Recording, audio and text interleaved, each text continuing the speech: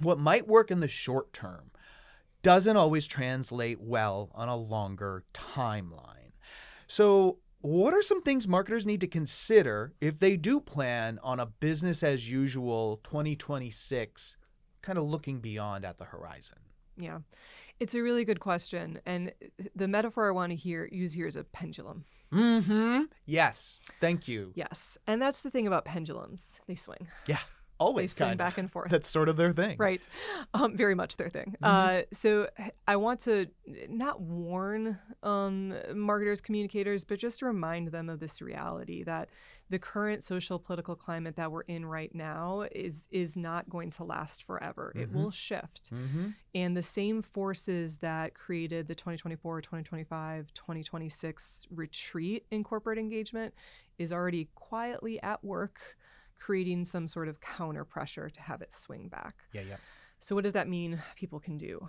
One of the things that we advise folks on at Gravity is to have those 2 or 3 issues that are core to your business, no matter the political climate, no matter who is in power, no matter what direction the pendulum is swinging. That way, you're less likely to become flat-footed for when those factors shift. Now, those issues should speak directly to the core of your business, right? They should have some sort of tie to your employees.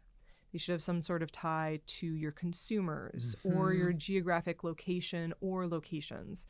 Typically, they're issues that have existed long before the 2020 moments of corporations speaking out and becoming more engaged.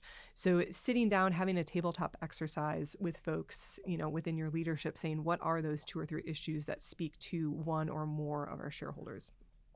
Now, if you are coming up blank on what those 2 or 3 are, that's perfectly fine.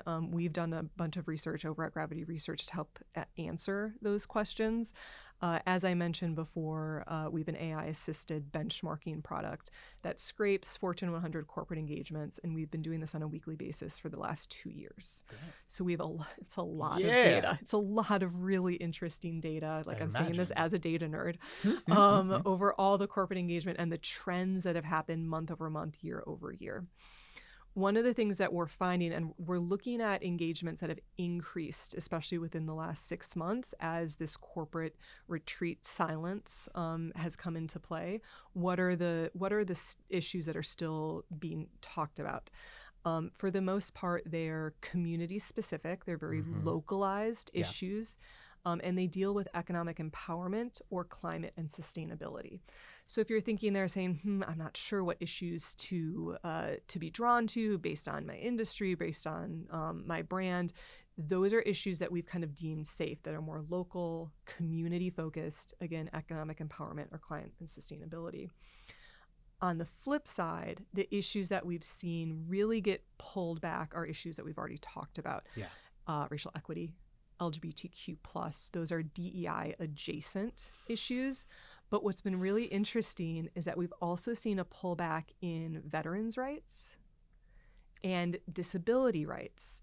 And those are issues that could be seen as DEI adjacent, and they're essentially collateral damage to this kind of cleanup that we're seeing around the DEI space.